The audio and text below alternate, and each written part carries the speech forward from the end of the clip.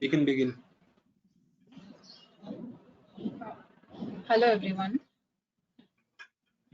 A very warm welcome to all the attendees. My name is Dragontika and I will be the moderator during this webinar. The topic of today's webinar is how to establish revenue intelligence with AI and ML capabilities.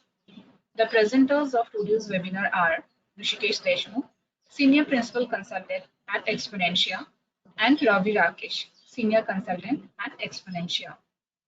Before we begin with the session, I'd like to share a couple of instructions. All the participants will be kept on mute during the webinar. However, we'd like to keep it interactive. For this, we will have equal questions in short intervals between the webinar, where a question will be displayed on your screen for 30 to 40 seconds. Kindly submit your response within the stipulated time. We will also have a Q&A session at the end. You may raise your question anytime during the webinar in the chat box, and our presenters will answer them at the end.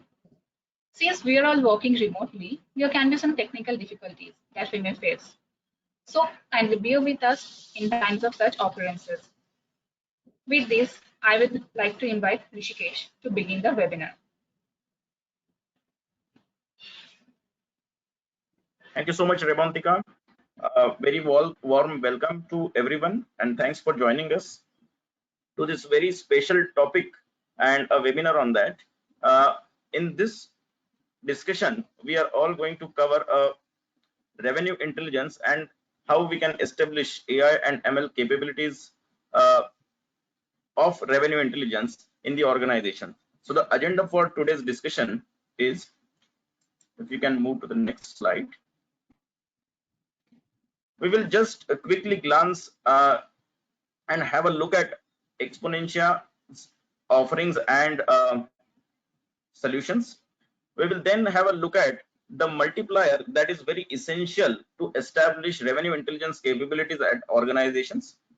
We will understand what are the pillars to establish revenue intelligence at organizations today, and then not just the concepts, but we will also have a look at how all these concepts come to life through a demo, right? And at the end, we will also give you a toolkit which you can adopt in your organization and start your journey of revenue intelligence.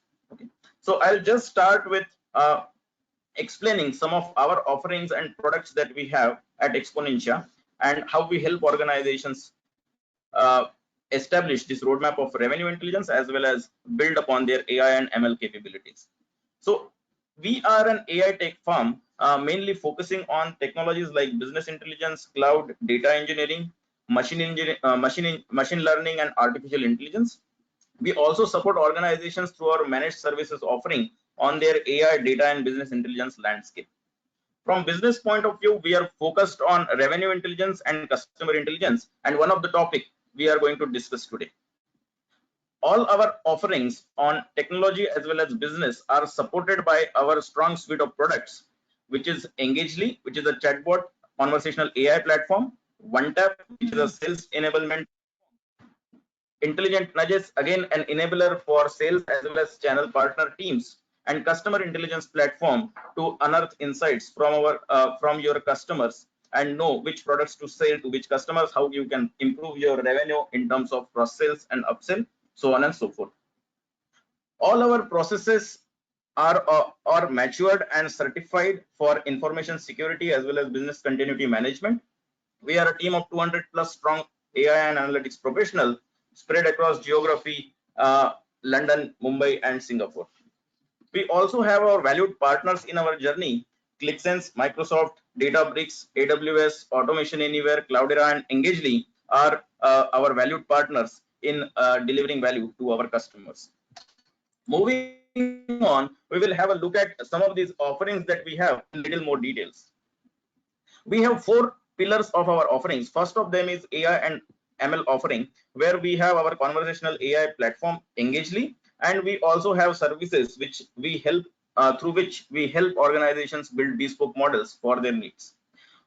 Under data solutions, what we have are the cloud migration offering as well as data warehouse and data engineering offerings.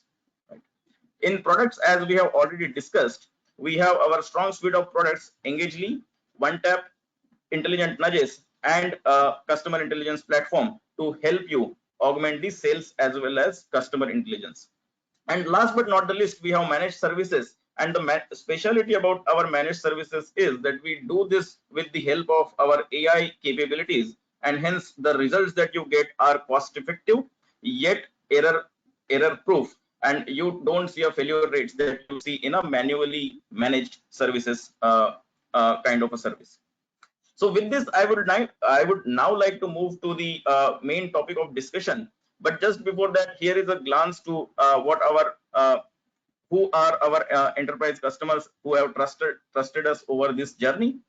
We are working with the best of the best names in India as well as abroad. You can see that we have worked with a lot of banking and financial sector organizations, yet we are also sort of having a strong foothold on manufacturing and other domains.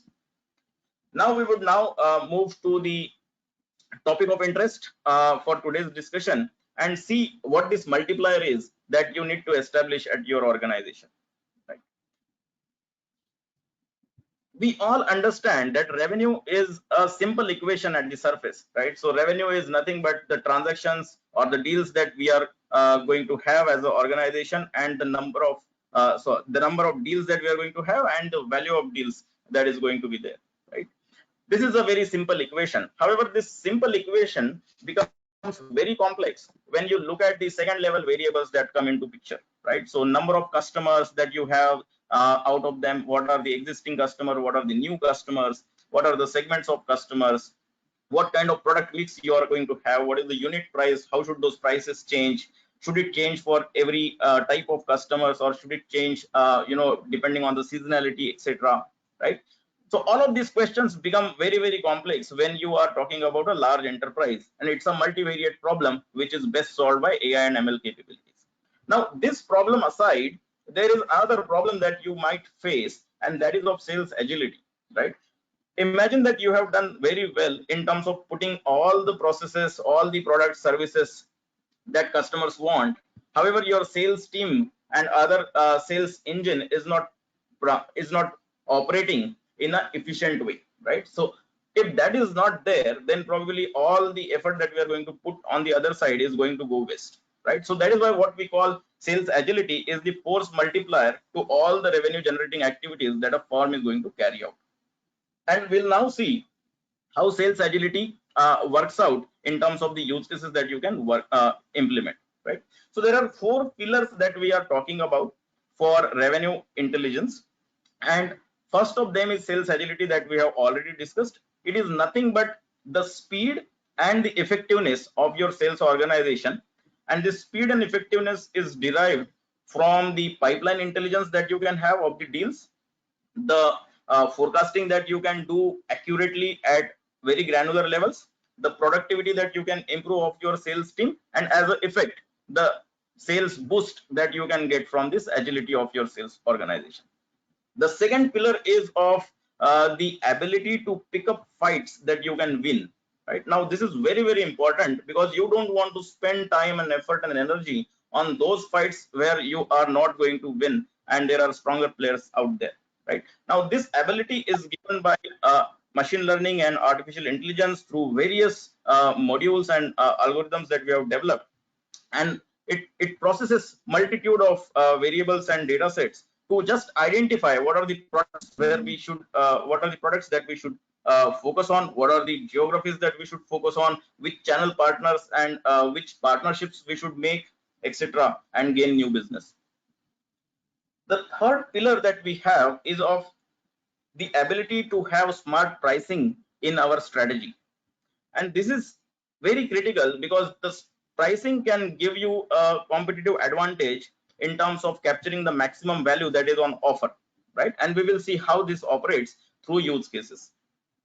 The fourth pillar that we are going to talk about is of accelerated product innovation. Again, a very, very strategic area to understand what products to launch when and what features these products should have. So these 4 pillars we are going to talk in detail one by one through the use cases that we are going to have, and later on for some of them we are also going to have a demo for them. So let us talk about the first one, the sales agility pillar, right? So as I said, sales agility is nothing but the effectiveness and the if you can move to the next one, Ravi. The sales agility is nothing but the effectiveness and the speed that the sales organization works with.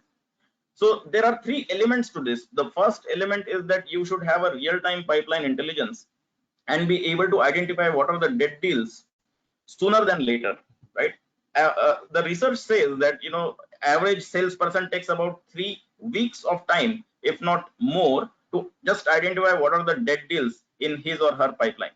Now, if this is identified earlier, you can save a lot of time following up with that lead, justifying your managers if this deal is worthwhile pursuing or not, so on and so forth.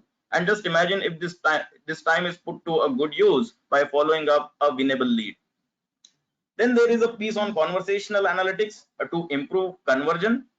In the COVID era that we are living in today, everything is remote. So there is no physical contacts. Nobody is walking into your branches. No salesperson are going into the field. So how do you sort of augment and convert more and more customers?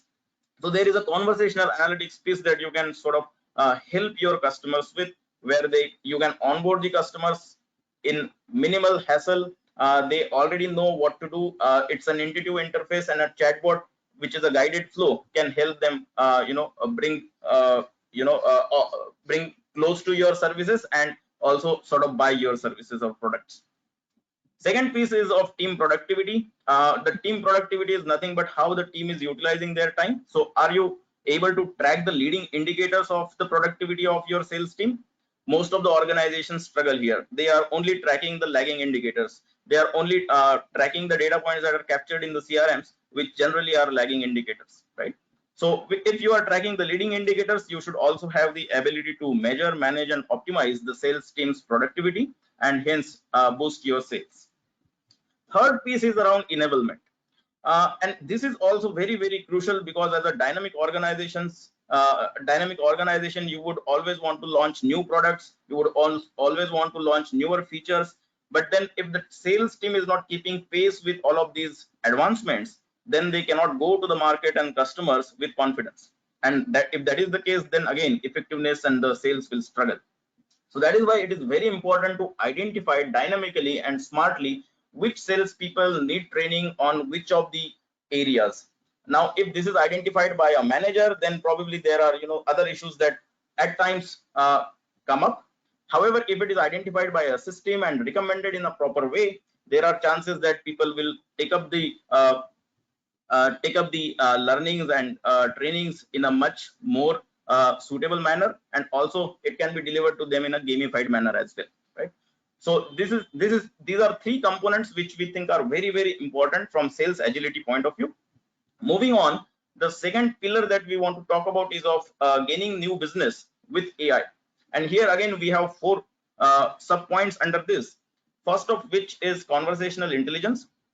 Very, very critical. Just imagine there are so many dialogues that your sales team is having with the customers. There are so many call center outgoing calls that are made to the customers who are either going to renew or not renew, or this could be sort of lead generation calls made to the customers. So all of this data is actually lying in the organizations, but nobody is analyzing them. All of these are either speech or text. All the emails and SMSs, all this that are sent out, the complaints, queries raised by the customers, again received by the organization but not processed properly. So all of this conversational intelligence is getting lost. Just imagine if we can process this and identify what is the propensity of this particular customer to renew with me and stay with me, or say what is the propensity of this particular prospect to convert and buy my services. And this is one of the use cases we will just talk in the next slide, but before that we will just cover these other 3 points. The second point is on marketing effectiveness. Again, very, very, very important point. In today's world, you have so many options to market your products. There are so many channels. There are so many interfaces where you can showcase your products.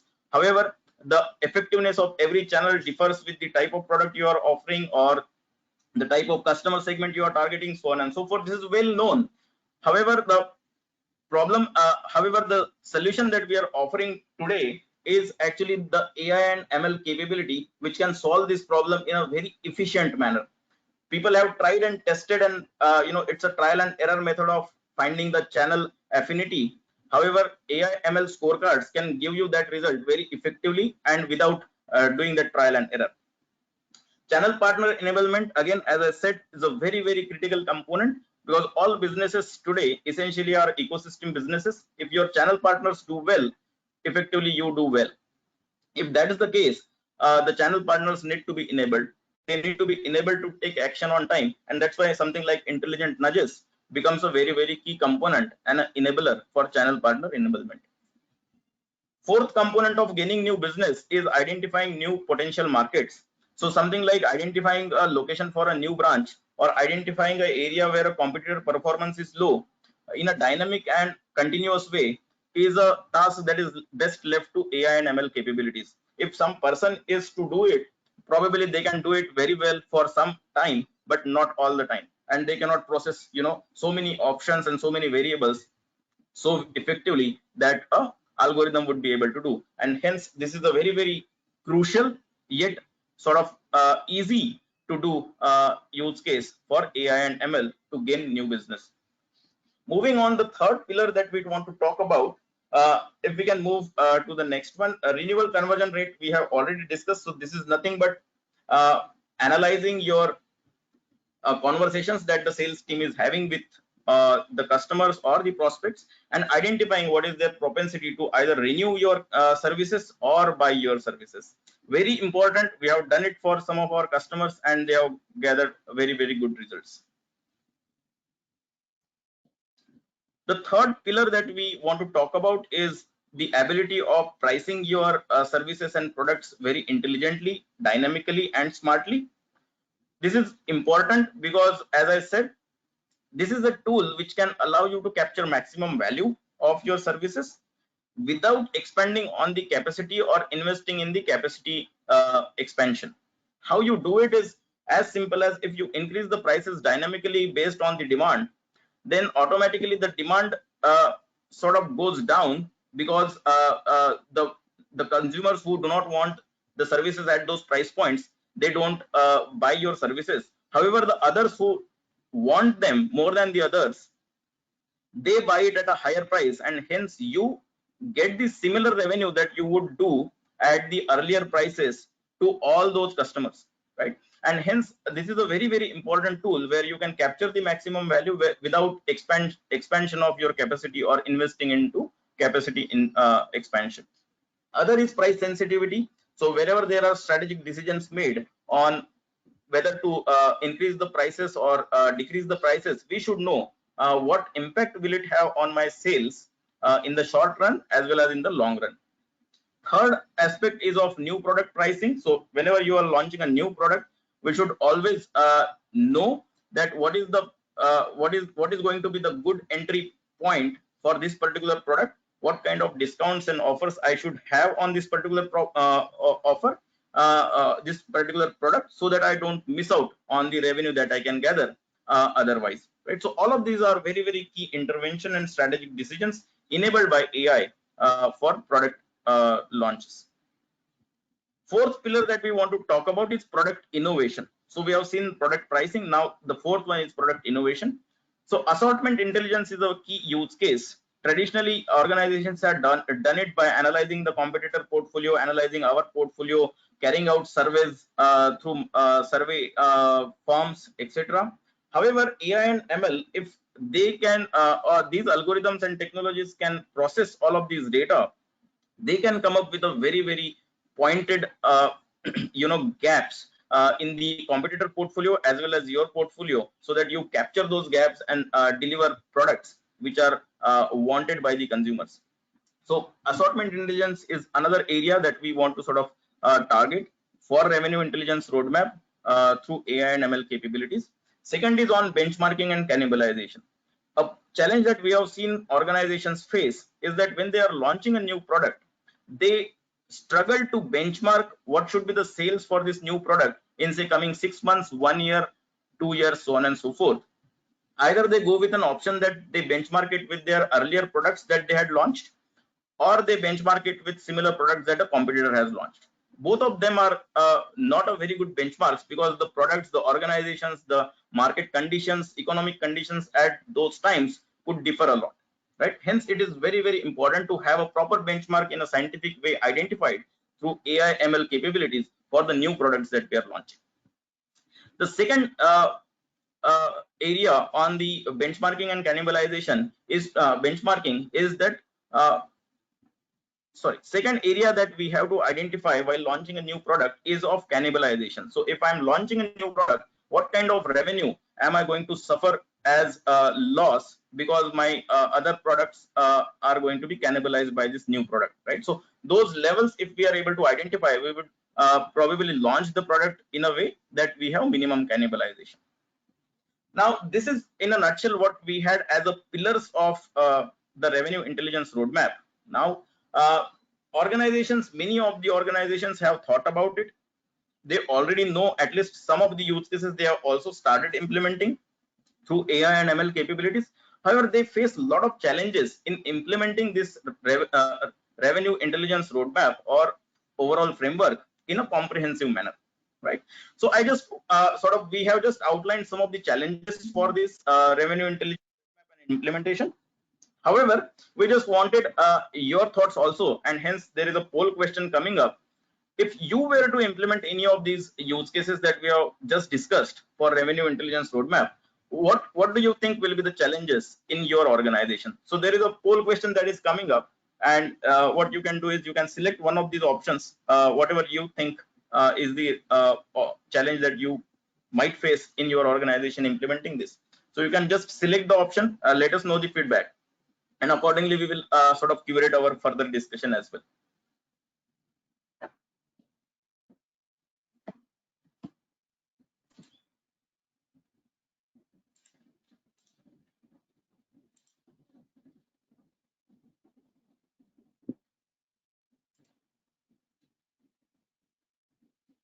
Yeah, so maybe 5 more seconds.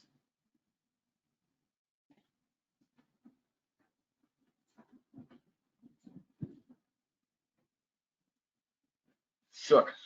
Thank you so much for your answers, and I think some of the points that we have gathered from this poll are here as well on this slide, right? So many of you agree that lack of data availability is a challenge, and that's a real challenge that organizations face, and hence data management is a solution which can gather all these data points from various siloed systems in your organization, be it a CRM, be it a call center system where the audio recordings might be available, be it your transactional systems where you have all the data of purchases, renewals, etc., or data warehouses, data lakes that you have built, right? All of these are there, yet when you go to implement AI use cases, you find the data that you need is not readily available, right? So that's a true problem, and it's highlighted here.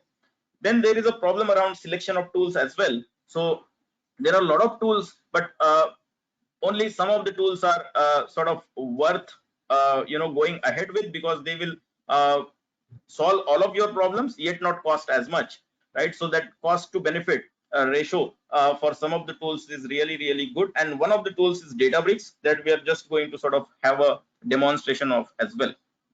The third problem is of adequate skills. So a lot of organizations do face this challenge, but this challenge can be overcome by partnering with organizations like ourselves, and we can help you establish this skills gap in your organization, remove the skills gap in organization, and establish the RI roadmap, right? The other problem that we think organizations have is that they think about revenue intelligence use cases in a siloed manner. However, they don't give it a comprehensive strategic attention that it deserves, and hence they implement these use cases just as one of use cases. So if that is averted, and if we look at it as a comprehensive strategic area, then probably all of the other things will also fall into place, and as well as we will also have an outcome based and proper visibility on the outcomes in a timely manner on the revenue intelligence roadmap. So these 4 are very high level challenges that we think are faced by the organizations. Now we will try and solve them one by one. So first, what we are going to see is a demo of the Databricks portal and tool, right? We will also talk about what Databricks is in the upcoming section, and we will also have a look at some of the use cases that we have already discussed. Those could be implemented at your organization. So for this section, I will hand it over to Ravi. Ravi, over to you. Thank you, Rishikesh. So in the next 3 slides, we are going to learn basically 3 use cases of revenue intelligence, and with primary focus on marketing. So we implemented these use cases on Databricks platform. Databricks is a unified platform for end-to-end data journey. It has capabilities for data ingestion, manipulation, storage on its distributed file storage system. Delta Lake is one of the features of Databricks, which is an open source storage layer that brings reliability to data lakes. Delta Lakes provides ACID transactions and scalable metadata handling and unified streaming and batch processing capabilities. I'm going a little bit technical for the technical people out here. And Delta Lake also helps to basically runs on top of the existing data lake and is fully compatible with the Apache Spark APIs. And the one thing which I like about Databricks is the notebook provided by them, which is like where we can write the codes in language of our choice, like Python, R, SQL, Scala, Java, and we have used SQL and Python for our analysis, all our analysis ahead. So coming to the first use case of our demonstration is the fine-grained revenue forecasting. Revenue forecasting is one of the primary use case of revenue intelligence, which gives the ability to make informed business decisions and develop data-driven strategies. Before diving into the approach, let us understand what is the importance of revenue forecasting. It is one of the drivers of marketing strategy, as in revenue forecasting will help to discover what, when, and how the marketing strategy should be aligned for a future time period. It improves internal communication as well as the communication between a business and their customers. An accurate revenue forecast can also help to keep the prices low by optimizing the business operations like cash flow, production, staffing, and financial management. Forecast can help anticipate changes in the market and thus help in planning for future. Also, demand forecasting can help investors decide where to put their money. So that was all about why we require revenue forecasting. Coming to the approach part of it, at an aggregate level, we might think that it is a relatively easy task to forecast, but at a granular level, this is a challenging task as we have seen in our case also, because we have to scale up the model for multiple products and multiple stores. Here in this use case, we have forecasted sales for 50 items across 10 stores, and therefore we call it fine-grained revenue forecasting. Big FMCG companies and retail stores have product mix and number of stores even greater than this. So a fine-grained forecasting is an important requirement for these businesses. Let me show you the interface of Databricks and the dashboards out there. So this is the Databricks interface where we have created the dashboards. Write the code.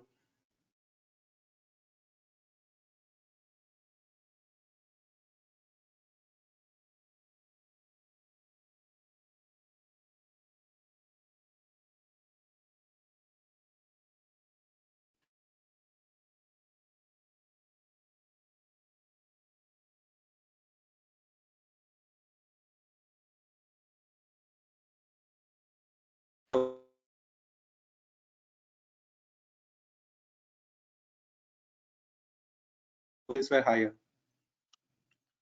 And Sorry, to start, Ravi, I think you were not audible for last 10-15 seconds. So if you can just repeat that part. yeah, so I was talking about the monthly seasonality and weekly seasonality. So we can see the monthly seasonality, like we have the sales go down during the months of November and December, and sales go peak up during the months of July. And then again, the weekly seasonality, we can see that during the Mondays the sales is low, and during the weekends the sales go higher. So this is the weekly and monthly seasonality which we can observe in the data. And then again, to start the forecasting process, we started with one store and one item, and we forecasted for it the 90-day forecast. And just it is an illustration out here.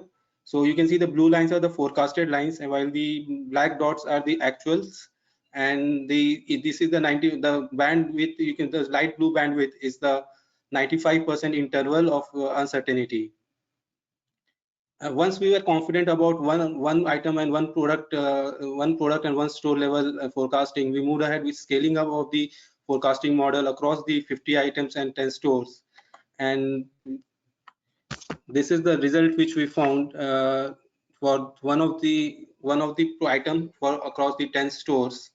And we use the every profit algorithm for forecasting here, which is developed by Facebook team. And our goal here was to build a model for each store and item combination. So we passed a store item subset from the data set we assembled, trained a model on this subset, and then received a store item forecast back. So that is the whole talk about this use case. Next, we can move ahead with the next use case, which is on recommendation engine. So, excuse me. So retail sector has made giant leap forward in the adoption of e-commerce in 2020, and mainly due to the COVID-19 times. And to providing an experience that makes customer feel understood helps retailer stand out from the crowd of mass merchants and build loyalty. Presented with overwhelming choices, customers often expect the brands to offer them the experience which is aligned with their needs and preferences. A research from Appleson was also indicates that 80% of consumers are more likely to make a purchase when brands offer personalized services. So personalization starts with careful exploration of customer journey. As Rishikesh also talked about hyper personalization, so personalization is multifaceted, and at various points of the customer journey, organizations have opportunities to select the content, the product, the promotions to be presented to the customer. The engines we use to serve content based on the customer preferences are known as the recommenders. To describe their construction as much as an art and science would be an understatement. The primary challenge we must overcome in the assembly of any recommender is a scalability. Consider a recommendation system leveraging user similarities. And a small pool of even 10,000 users requires the evaluation of approximately 5 billion user pairs, and each of those evaluations may involve a comparison of preferences for each item we might recommend. From a purely technical standpoint, performing this number of calculation is not a problem, but the cost of doing it on a regular basis and within a time constraints imposed on these systems make a brute force evaluation untenable. Current recommendation systems such as content-based filtering and collaborative filtering use different information sources to make recommendation. Content-based filtering makes recommendation based on user preferences for product features. Collaborative filtering mimics user-to-user recommendation. It predicts users' preferences as linear weighted combination of other preferences. Both methods have limitations. Content-based filtering can recommend a new item but needs more data of user preference in order to incorporate best match. Similarly, collaborative filtering needs large data set with active users who rated a product before in order to make accurate predictions. We took one of the case for illustration, and that is user-based recommendation, which is type of a collaborative filtering mechanism. The basic building block of our kind of recommendation is a customer transaction data. To provide us this data, we use the popular Instacart dataset. The dataset provides a cart level details on over 3 million grocery orders placed by over 2 lakh Instacart users over a portfolio of over 50,000 products. Instacart is an American company that operates grocery delivery and pickup services in United States and Canada. Say for one customer, we need to identify similar customers from which we need, say for one customer, we need to identify the similar customers ways to derive the recommendations. So regardless of how the similarity was calculated, let's not go into the technical part of it. So if for the technical part, we can schedule another demo completely on recommendation engine. But let us understand how the similarity was calculated. In a vector space such as recommendation engine, similarity is often based on the distance between two vectors. There are several ways to calculate distance, but Euclidean distance is one of the most popular of this. The farther the distance between two users, the more dissimilar they are. In this regard, we can think of similarity as being the inverse of distance itself. But the thing is, because the distance can be zero, we often modify the relationship by adding 1 to distance in order to avoid division by zero errors. So this is the basic maths behind the recommendation engine. The result of this exercise was a basic user-based recommendation system ready to be pickled and deployed on the platforms of our choice. So this was about recommendation engine. And then we have a use case on campaign effectiveness. Campaign effectiveness, we mainly worked on the ad attribution. Ad attribution is basically attribution modeling, and attribution modeling is a strategy that allows marketers to analyze and assign credit to marketing touchpoints that occur to the specific steps of customer journey, from searching for a product online to making a purchase, and every action in between. Using attribution models help marketers better understand which parts of their marketing effort are driving the most leads to that part of the sales funnel. Marketers need data that can help them make informed business decisions. Knowing your audience needs, interests, and pain point is crucial for all your marketing campaigns. Many marketers rely on demographic data like age, gender, location, occupations, etc. However, having demographic data is not enough. Marketers need attribution reporting that can help them analyze their customers' journey from start to finish. According to HubSpot research, 52% of marketers are currently using attribution reporting, and that is helping them to align their resources, their money, their initiatives towards the business growth where it is required. In advertising, we see one of the most important practices is information about how the advertising spend drives the results. The more quickly we can can provide the attributed information to clients, the better it is. Also, to tie an offline activity to the impressions served in advertising campaign, companies must perform attribution. Attribution can be fairly expensive process, and running attribution against constantly updated data sets is challenging without the right technology. Fortunately, Databricks makes this easy with unified data analytics platform and Delta Lake. So in this use case, we have used Delta Lake to store our data sets. Let me show you the Databricks environment again for this.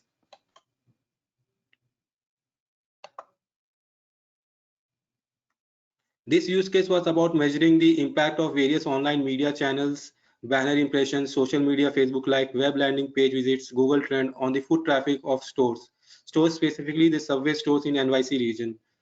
For this, we use the SafeGraph dataset, which is a aggregation of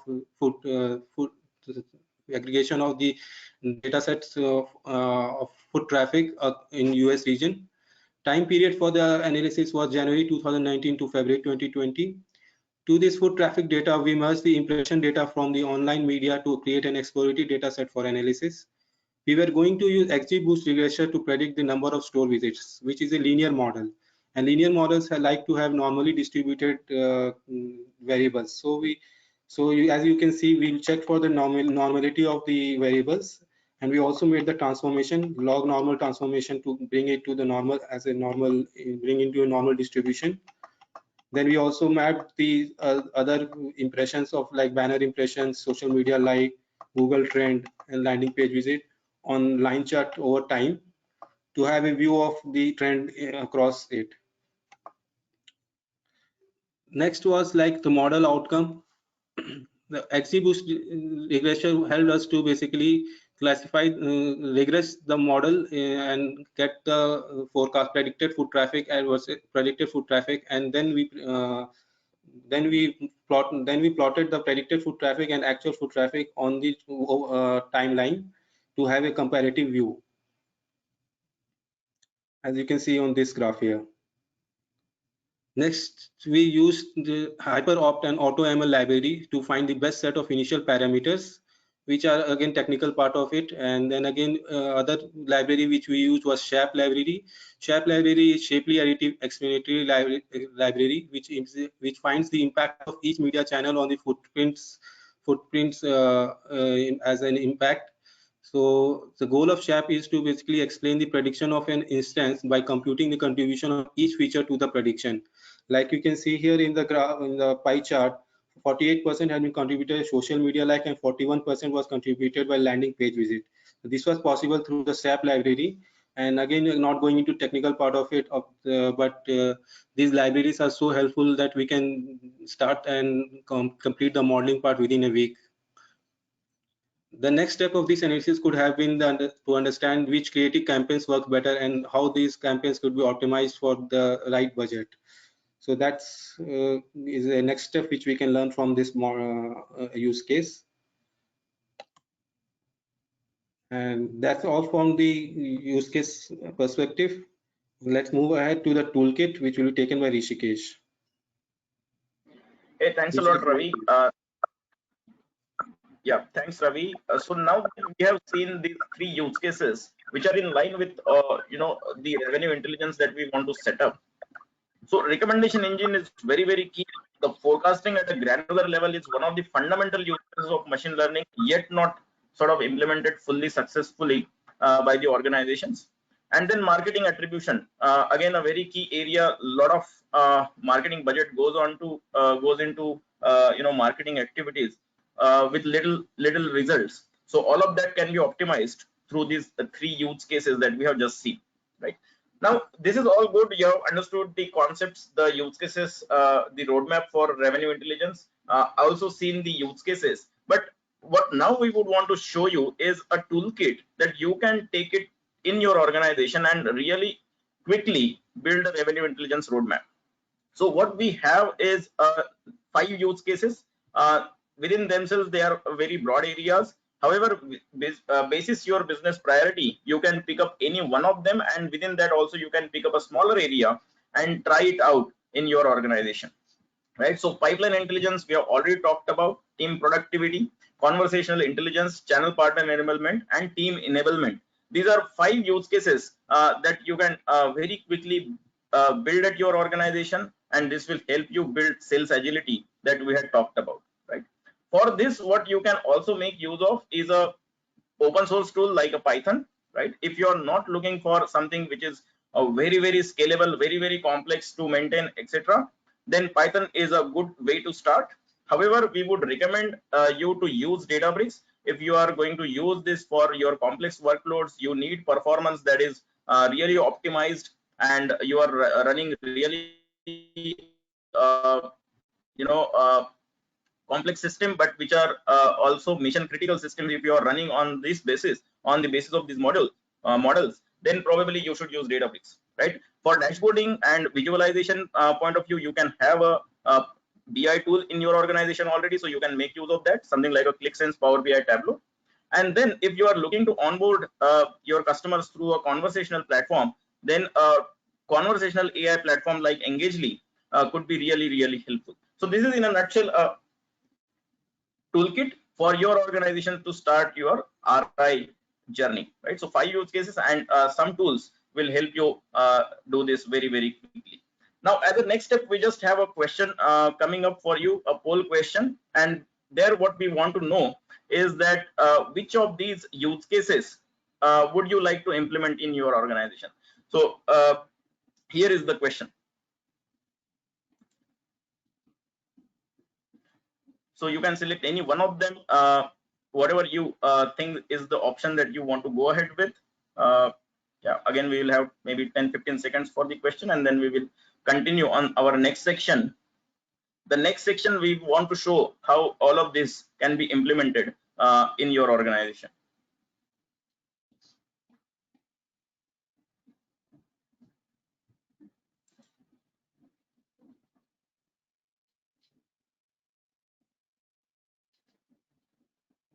Yeah, please vote maybe 5 seconds more.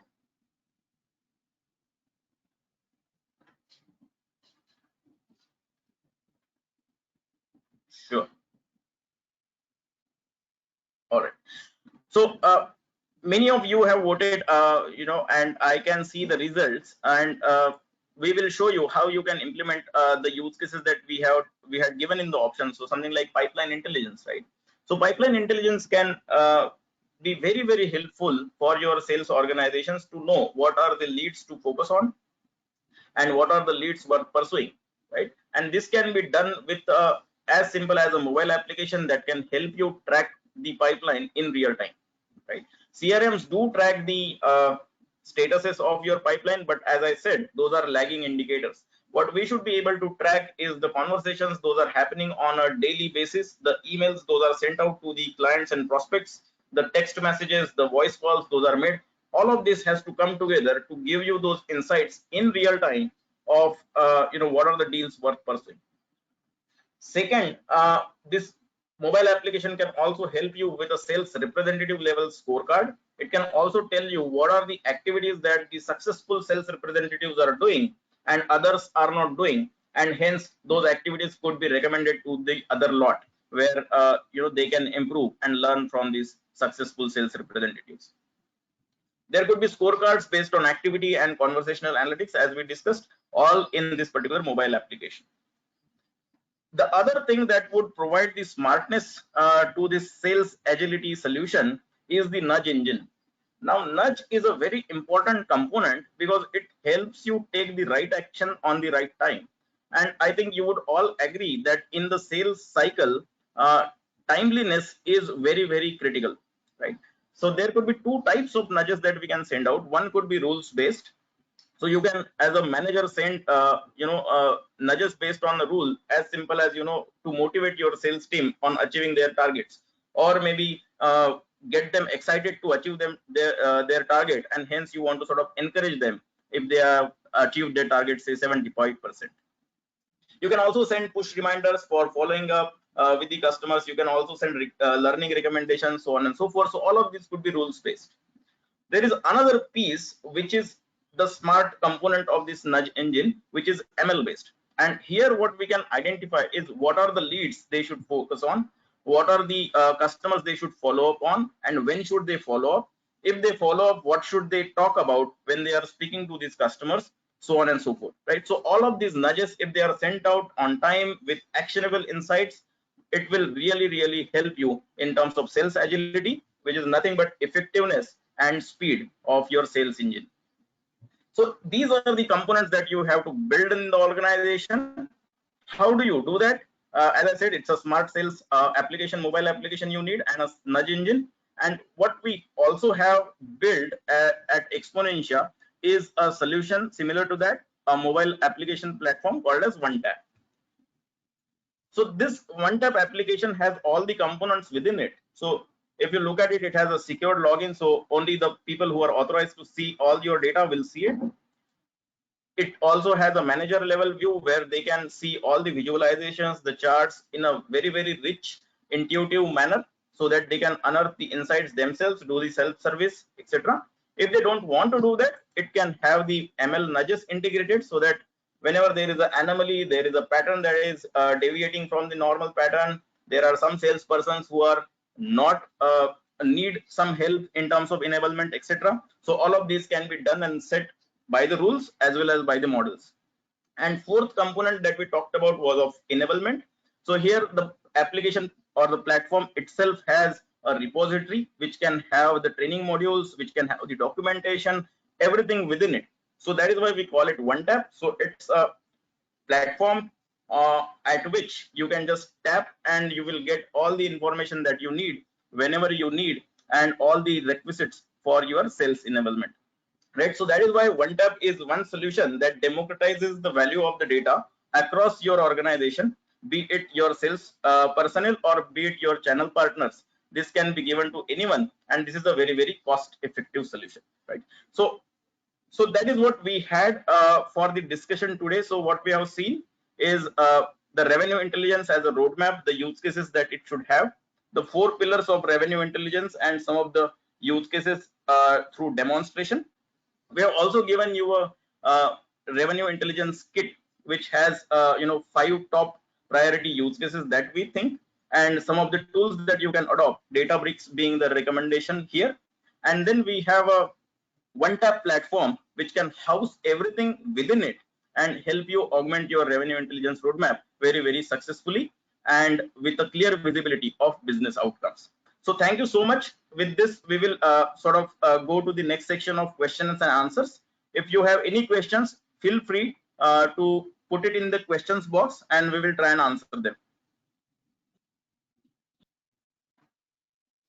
So the platform is now open for question and answer sessions. Kindly post your questions.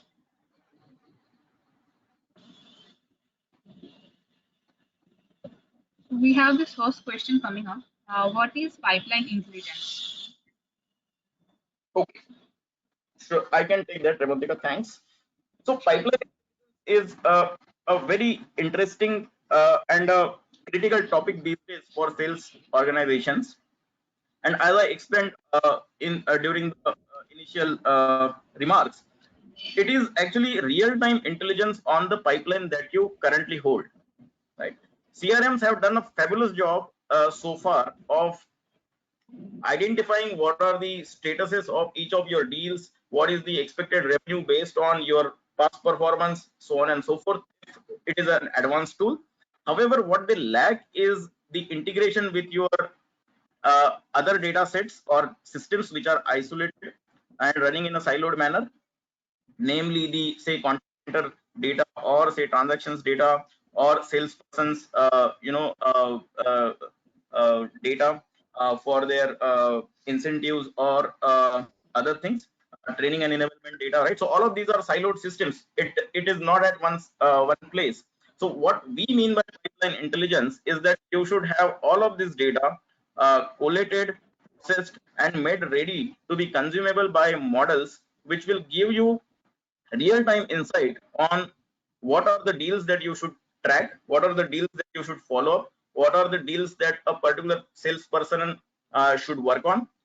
Even the deal can happen smartly so that one particular salesperson who is adept at handling such deals would be handling those deals, so on and so forth. So everything to manage the sales pipeline efficiently and effectively comes under pipeline management. I hope that answers the question.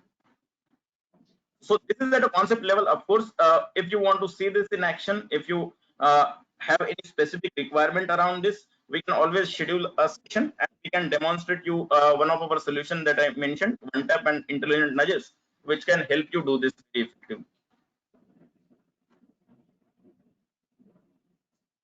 All right, thank you for the answer, Rishikesh. So we have the second question. Can you please explain the speech analytics use case for renewal propensity? Sure. So the speech analytics use case is more from conversion point of view. And here again, there is a pipeline intelligence piece that comes into play. And this is to say that a lot of time our contact center are making calls to the customers or prospects. The salespersons are making contacts to the prospects. The emails are exchanged between the prospects and sales personnel, so on and so forth. There are complaints logged, right? So there is a lot of rich data directly coming from customers in terms of speech or written text, right? But we as organizations have not yet paid full attention to them, so far. And there are organizations who have started this, and that is where we also have implemented this particular piece, where we analyzed this text and speech data coming from all of these systems, ran the algorithms and models, identified what are the key insights we can derive in terms of the intent of this particular text speech, the tonality and sentiments from these speech and text, right, so on and so forth, and then categorize this into multiple things, whether it is, say, for example, renewals use case, then it is what is the propensity of this particular customer to renew. Are there any challenges? Are there any discounts? Are there any offers that we can roll out to sort of recover the any untoward sentiments that the person or the customer has, etc. So all of these become action points, follow-up action points. Idea here is to get to that score of, say, propensity in this renewals use case, and then from there take it for take it to a relevant team for actions. So that was the use case we were outlining in speech analytics. Yes, all right. And I think with Rishikesh and Ravi, our audience has also, they need to know what will be the approximate implementation time for a team of maybe 30 to 50 people. So if you can provide any insight on that. Yeah, so Rishikesh, let me take this question. So implementation time for modeling and all the processes is generally around 8 to 10 weeks, where initial weeks are generally in the data discovery part. We spend around 2 to 3 weeks in data discovery and analysis of the data. So it might take 2 to 3 weeks, and then again the modeling and expository data analysis takes around 2 to 3 weeks. It depends on a generally case-to-case basis, but I'm giving just a brief idea of how a modeling timeline looks like. It's 2 to 3 weeks on the EDA part, and then again modeling part takes around 2 weeks, and then again model validation and deployment takes around 2 weeks. So overall, the whole time period of a implementation of a use case is around 8 to 10 weeks, and but it definitely depends on the use case to use case basis. Right. Absolutely. Just to add a few points, it will also depend on what kind of readiness you have for the data, right? So a lot of time data preparation takes time. So if that is readily available, then again helps in implementation. That was one of the challenges we were highlighting in implementing AI use cases. So if that is there, it's not that that challenge is unsolvable. It's just that we have to sort of pay attention to the data management aspect as well, and we can very well do that. That is not a hindrance in implementing the revenue intelligence roadmap.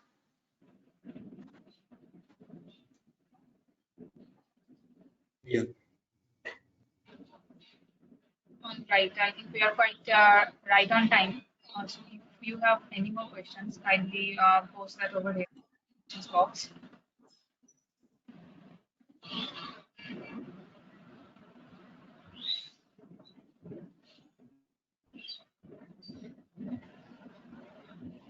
Okay, so if we don't have any more questions here, we'll be closing the discussion.